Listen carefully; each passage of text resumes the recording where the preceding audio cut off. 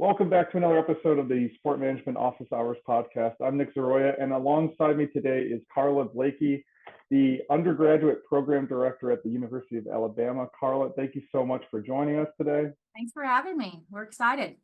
Yeah, and so Alabama is obviously a massive brand in the sports world, but sport management has an interesting history at the campus in Tuscaloosa. So why don't you tell us a little bit about the history of the program at Alabama, the journey you've taken to get to where you are today, and what it looks like moving forward. Sure. Well, first, thanks for having me. I'm excited to get to know you and chat with you more about our program. As you and I were, having small talk before this, we're not exactly the most linear program in that we're really excited that we have a brand new formal Bachelor of Science in Sport Management and Masters of Science in Sport Management programs here at the university. There's, as you mentioned, there's a lot of excitement around sport in Tuscaloosa and on campus. So the opportunities that our students have to work in our athletic department, just the amount of media and opportunities that come to campus, but not even just the script day, but around the state. We have larger metros nearby with, Nashville and Atlanta. So it really makes sense that we are here that we're here and we're thriving, even though we're two new programs. So last academic year is when our undergraduate program formally launched. And this past year is when our master's program launched. We have a long history of sport management or sports studies at the university. If you look at our master's program, it operated as a concentration for a long time. We actually, interestingly, we had two concentrations in sport management on campus when I actually did our graduate program in 2015. And I remember when I first came here, you would search, sport management master's program to Alabama, and like this very obscure website would pop up, and it was one of our websites, and it's like, do you want to look at this one or do you want to look at this one? And one was in a college education under like the kinesiology bubble, and then another one was in human environmental sciences, and it was a concentration under human environmental sciences. However, it was a 30-hour graduate program that just, again, was never formalized. So if we start with our graduate program, it's had a long success here on campus. It started as a face-to-face and then branched out to also being a distance program, which was it's great for whether students are in Tuscaloosa or outside of Tuscaloosa. Added that flexibility. It brought us a lot more working professionals to the program, but we knew that the ultimate goal was it to be a true standalone Master's of Science in Sport Management program. There's more opportunities that come with that, more resources, and a lot of times that's what students want. So when starting to explore that route, our program director, our dean, our department chair, at least when you want to propose a new program, you have to be able to provide all this evidence of is it sustainable, is it needed, and particularly us as a public university, we have to also answer to our state and say, how does this fit into the overall picture of what a public university does, and that's to advance the state. And again, I come from industry, so not only am I like trying to learn what higher ed is, then you add this element to it, and it's I'm still learning as I go. And one thing that I didn't realize until I went through this process twice now is that essentially for lack of a better term, you're like bid for proposal. Your proposal, it not only goes through so many different committees internally or here at the university, it then goes at the state level, which goes out to every other university in the state who may have a comparable program. Because what you don't want to do as a state is just infiltrate the market to where we're competing against each other.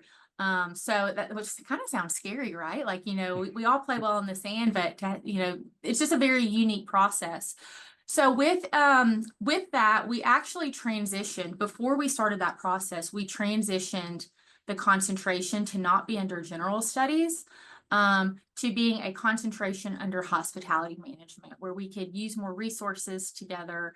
A lot of the classes overlapped. So that master's program transitioned to a concentration in hospitality, and it truly blew up. The numbers, you know, kind of when you looked at those with a concentration, without a concentration, it was just enlarged. I mean, a huge majority of them were those who had that sport concentration, which led the opportunity for us to start exploring it becoming a standalone Master in Science program. Now, kind of simultaneously as this is happening, I earned my master's here. I used to work in collegiate athletics at Arkansas. I went to school. I got my undergraduate at Arkansas, was a student intern, did like a 1-year post-grad fellowship there. And then I went to LSU where I worked with corporate partnerships. And I did that for a number of years and never got a master's. Honestly, I didn't think I needed one. I knew that eventually, and it's hindsight's 2020 when I think back then to like how naive my thinking was and maybe even how insulting my thinking was. I remember, and we hear it all the time, is, you know, maybe one day I'll teach, but not now. Like I'm going to do that when I retire, which is great. We see so many people who like retire and they may teach like 1 or 2 classes. Well, now looking back, I say naive and maybe a little bit insulting is because I have a full-blown job, like a full-blown career. It's not necessarily I do something on the side. So when I got here in 2015, I earned my master's, certainly didn't want to pay for it at almost 30. So an opportunity to be a GTA presented itself, taught a class, and I was kind of hooked, and I've been here ever since. Talk about just right timing, right around that time. Now this is, I had earned my master's. I had actually decided to start a PhD program here on campus in the College of Ed in instructional leadership. And behind the scenes, right around that time, they really started to explore the idea of an undergraduate program in sport management because we had had this concentration in our college that was so successful at the graduate level. And it was always such a demand, like people would ask for it. And we would have to always pivot them to something that kind of looked like it. But students weren't necessarily, you know, sure, as we all know, and we preach in our classes, like there's so many of our courses have the business principles that look like others, but it's just different in an industry that's fueled by humans and emotion and identity. And then, you know, our interdisciplinary area on campus, they were getting all these a lot of students who were wanting to build something that looks like sport management. But one of the challenges with that is, you know, they don't necessarily have a home. There's not that like home that brings in speakers and resources. So in 2016 is when they said, all right, let's explore what this looks like. Kind of the same story I said, you have to be able to prove sustainability and demand. So they said, let's start with a concentration in sport, entertainment, and event management under the hospitality program. It's a little bit easier to get it that way. And then you can show demand and you can show growth and sustainability. So I started here teaching full-time in 2017. And the task I was given was, look, we have this new concentration, figure it out. And maybe they didn't say it that harshly, but it was, look, here are some course titles we have in mind. So talk about first full-time teaching job it wasn't let me like get my feet wet. It was building a syllabus, building curriculum, making sure that if someone's taking a 200 level and I know they're going to take a 300, how that works. And I was truly the only one. So that was back when, you know, students were taking our classes as electives, or they were wanting to do that concentration. You know, I would have my biggest class would be like 30, and that was huge to me at the time. And as you can imagine, word got out, and we've really, really exploded. So that formally, so in 2000, started in 2017. By 2018, it was a formal concentration. Actually, I take that back, 2020. Again, it takes years. You have to offer the classes. We're always like 3 steps ahead, which is usually like 2 or 3 years ahead of the process. Right around COVID is when we became formal, as we don't have to rehash the challenges that presented. But it was a really scary time for us because we had formally launched this concentration 2020, like the thing that was going to get us to the next step during a time when just mass layoffs, you know, we just didn't have sport. We didn't know what that would look like. And for us as a program, it was really scary. But we kind of mirrored industry in that people wanted sport and they needed sport, and we got and the industry got really creative on what it looked like, which fueled interest in studying it. So we largely exploded, so much that it really presented the opportunity to, okay, dive in earlier than we thought, to let's now rebuild this proposal for a full degree program. So we formally launched fall 2024. We knew that we would be, so we've launched fall 24, but what's crazy is we had graduates that December because we were offering all the coursework for years in advance. So literally, once that catalog year hit, so many of our students were able to just switch to the, just repackage. Yeah. And so that, again, like, I feel like saying it out loud sounds so confusing, but it's just, you're always a year or two ahead of the game.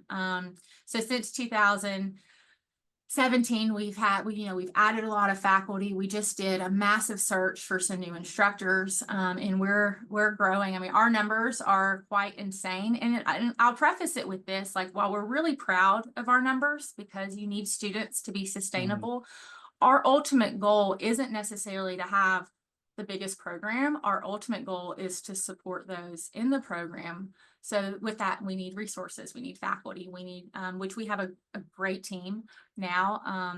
I'm not the only one, which is amazing, because not only does that help with the workload, but we all bring so many different areas of expertise to the table, whether it's, their industry experience, areas they study, areas they research. When we are growing rapidly, we are larger than most programs that are a very, very mature program.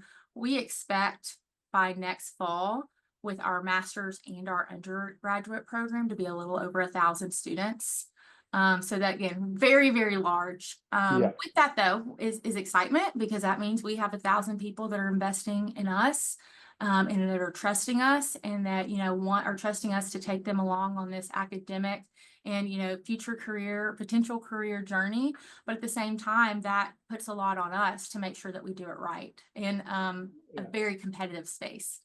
So that's kind of our 10-year journey, and longer than that in a nutshell. But we're really excited to be here. We're excited of what we've done to this point, but we're continuing to grow and evolve. And I'd love to have this conversation 5 years from now and see what that looks like. So a couple of clarifying questions then. So where are you housed now with your undergraduate program and your graduate program? Is it still where it was before, but now is a formal program? Yeah, so we're in the College of Human Environmental Sciences, and we are a standalone program. So our department is human nutrition, hospitality, and sport management. And essentially those are 3 programs that are just kind of all housed under one department. Our college is the College of Human Environmental Sciences. And if I can revisit, remember when I said, and when I came here, you had to like choose between these 2 sport areas. And I mean, we're practically mirrored concentrations, just one in the College of Education, one here in HES. Well, 3 years ago, we actually merged, and there was 2 full-time faculty with that concentration. It was a graduate concentration. They have since come over to Human Environmental Sciences. So not only does opportunities with having new faculties in different areas of expertise bring to the table, but they bring their graduates with us. And I think that's when one of the more valuable things. Of course, I love my 2 colleagues, but when you think of they had so many incredible graduates that were very loyal to, giving back to students, coming to the classroom, guest speaking, internships. So that too has opened up a lot more doors. So we always played well in the sand, but now we play maybe a little bit better in the sand. Got you. And so with approaching 1,000 students, one of the challenges that comes with that, just with everywhere else, is that you need nearly 1,000. Do you require an internship component? We do, and that is a challenge. We require. You require nearly 1,000 internships over the course of a 4-year cycle. So, how creative and how much time and effort does that take? Do you have an internship coordinator?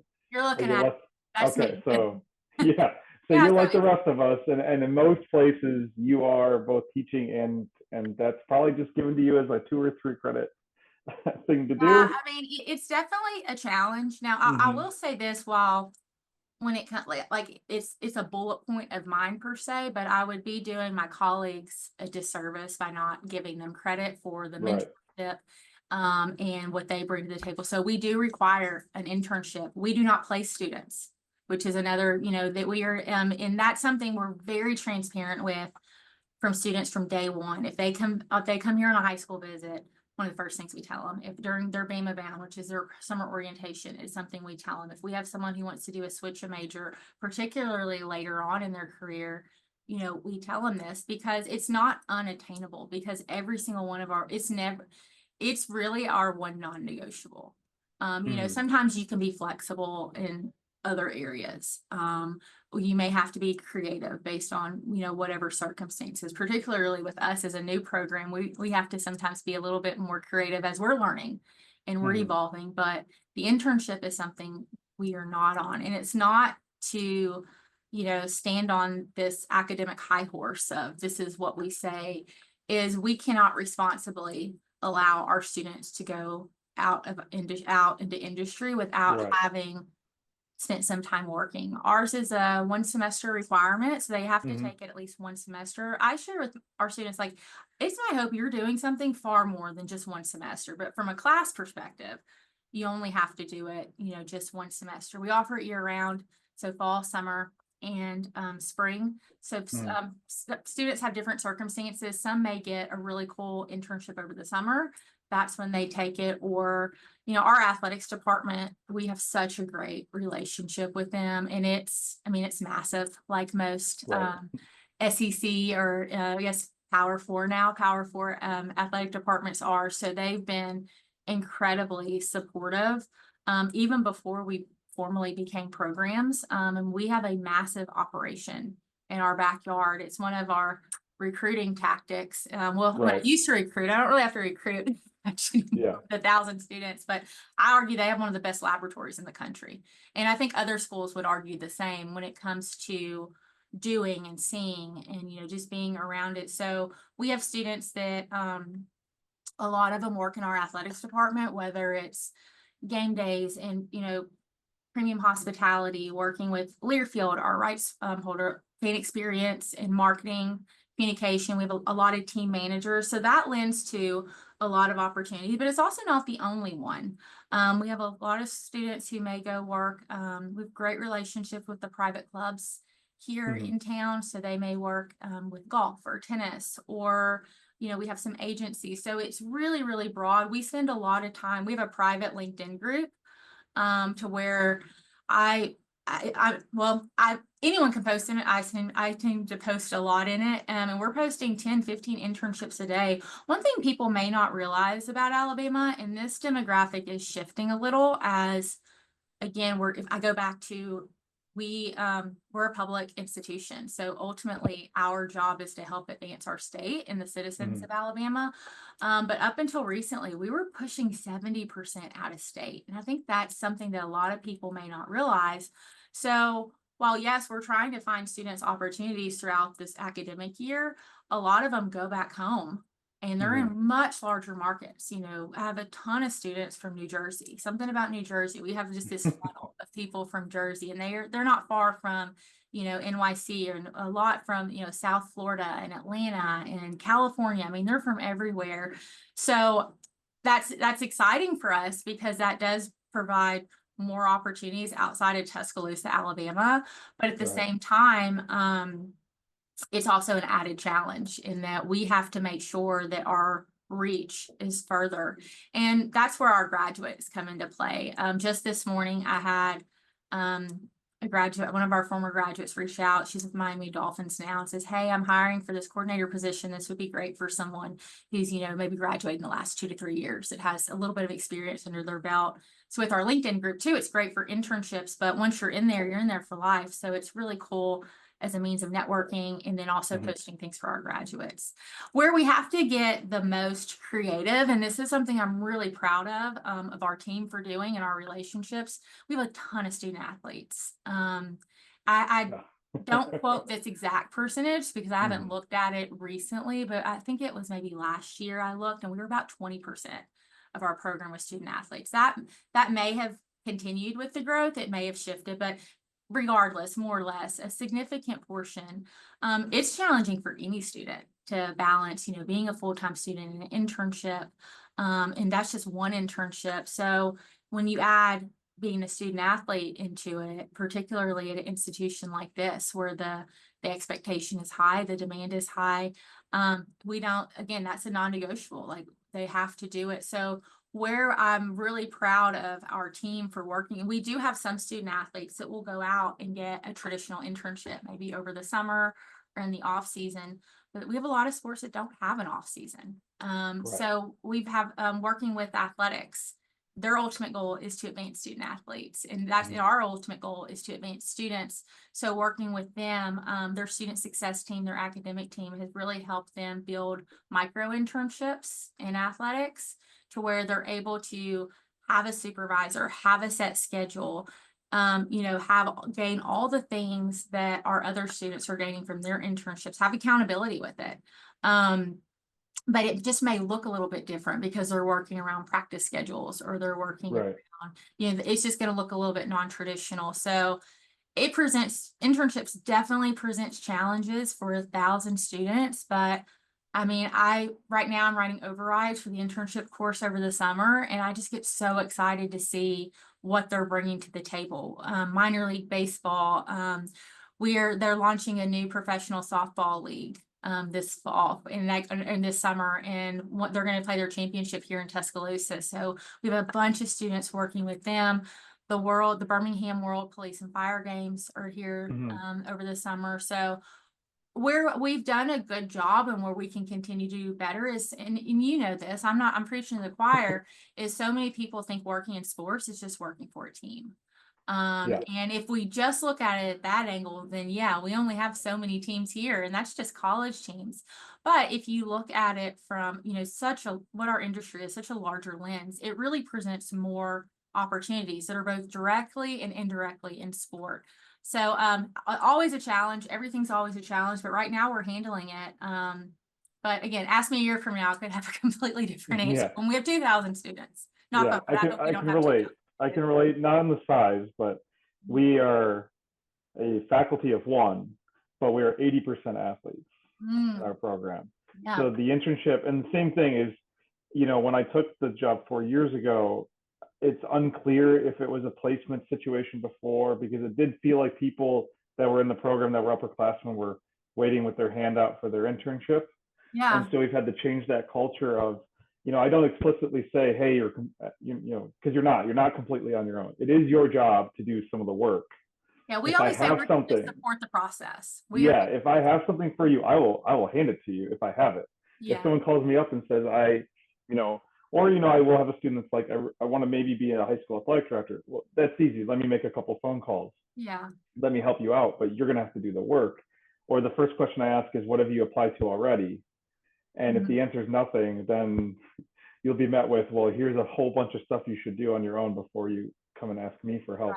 But it is about transparency too, that they can take it. But we're very intentional, and this is something that you learn through trial and error. So a lot of the great things I'm so proud of, we maybe weren't so great at before, but you learn as you go. So one thing we intentionally do with our intro class is, now that multiple people are teaching it, is not only, luckily we do use a textbook to kind of help format what that course looks like, but the second chapter is on internships. So out the gate, one of their first assignments is building a LinkedIn and, connecting with people and, just those very formative things that may not sound all that important, but a year from now, when they do come to our office and they ask those questions, one of the first things I'm asking is, okay, you're in the LinkedIn group. Tell me, what have you seen here? Or if they're telling me, I'd really like to work, in football recruiting. And I say, oh, well, we had an info session with them. Did you go? So we don't place them, but we really give them so many opportunities to get involved and to network, whether it's with our student organizations. We have a really amazing career center here on campus that partners with us, and we do an industry mixer. And a lot of internships come from that, but then also just, getting an internship is a process. It's not always let me apply, let me get it. It's the process of knowing someone and just exploring, kind of on the same note as their dream job may not exist. There's people working in content creation and that is their dream job and they love it. Well, 10 years ago, that wasn't That was like an Mhm. ancillary thing to marketing or to communications. Right. We feel the pain of, and it's stressful for them. Like, I get it. Like, we really empathize with that. So that's why it's our job to make sure they understand that early and that they're given those resources and to understand their internship's not their dream job. And you also don't have to have everything figured out. I mean, I'm 37 years old and in a pretty secure career. I don't know what I want to be when I grow up, and that's okay. Like, we're always growing and evolving. So I think it's kind of teaching them those soft skills before they get so hyper focused on the technical skills of that. I need to know how to do this for this job. Yeah. Let's Yeah. just It's all about let's guidance, start you foundation. know. Yeah, yeah, it's all about guidance. I mean, we even to kind of again with it just being me, we realize that a lot of our upperclassmen are underprepared for the Yeah. internship process. Now we've made it work, but it's always more stressful than it needs to be. And It's so, always, and I get it. Like, we carry their stress for them at times. yeah, It's something that we have definitely gotten better at through trial and error. And we're still, I mean, I always have like to do things of, mhm. so I'm not sure. So is y'all's a requirement or do they actually take a Yeah. So we course? require a 2 credit internship and a 1 credit career preparation course where Very it nice. is the interview process, the cover letters, all of these things. I love That's that. we're housed in the school business, so like it's all together. We take it with the school, like the business admin and the accounting students. We still guide them with their internships and their oversight, but we actually added a freshman year course. So in the fall they take intro, and there is one chapter, like you said, that is about career. You know, here's where to look. The assignment is to find 3 job postings that you like and kind of reverse engineer a career. But then we added a new course that starts next winter for required for all freshmen, where it's a career exploration class Oh, nice. where we do similar to you, make a LinkedIn. You by the end of the course, you need to have a pretty firm understanding of different career paths, even though they might not be yours. But you need to know how they happen, how to make that Who knows? happen. It could be theirs. Yeah, it could be theirs, but it also, I mean, it doesn't have to be, right? You don't have to commit. Yeah, But also, you need to have secured at least one mentor by the end of that course, I love that. so that it's not just me mentoring you for 4 years. You have another person that you can go ask more specific questions, access their network. And, you know, we learned from some other programs, some cool activities. So we're going to have a scoreboard of who has the most LinkedIn connections throughout the semester Like it. and try to make it a little bit like a competition. But that's, I mean, that is networking in sports is a competition. The people that are the most connected and have the most meaningful connections, they have the most doors open for them. So that's No, I how love it. a small, tiny school like us, you know, just outside of Ann Arbor, Michigan, can maybe differentiate from some of the larger programs. And not to say that you couldn't also just add that as a course someday, but Oh, that's great. I'm already taking notes, so that's beautiful. yeah, Um, well, we'll have to present once we know what the findings are from the class. But I think if anything, it'll help them just have a better, clearer understanding of the industry. And you do it the freshman year, and then they know, like, is this the right major for me, or is it way too competitive? and And you I bring wasn't up prepared for such that. a great point is that, I hate the term weed out because I feel like we hear that a lot in higher ed is like, you make this course so hard because it's going to weed out the weak. And Right. I mean, who has time for that? And if that's our intention, I don't know. That's an argument for another day, but I think we're in the wrong business. But I do think it's important with those freshmen, whether, and I think an intro style class is a natural mechanism for that, is it's okay to realize it isn't for you. And we're okay with that. Like our goal, again, we have 1,000 students. And when I say that again, in that at this point, our check mark of sustainability isn't about getting more, it's about taking care of the ones we have, which include ones that are really, really invested in this career. And if it's not for someone, we want to support that too, because it's competitive and they're going to be so miserable with us if it's not for them. So we try to bring in, kind of tell them the good, the bad, the ugly, the great. Because Mm-hmm. one saying that I always have is like, we need season ticket holders. Like, Right. we need like, it is okay to say, you know what? I thought this was for me. This is a passionate sports fan. Sport has always been such an important part of my life. It just may not be a career path for me. And that's okay. Like, it's okay to say that. Yeah. And we've It had, might end up being your hobby.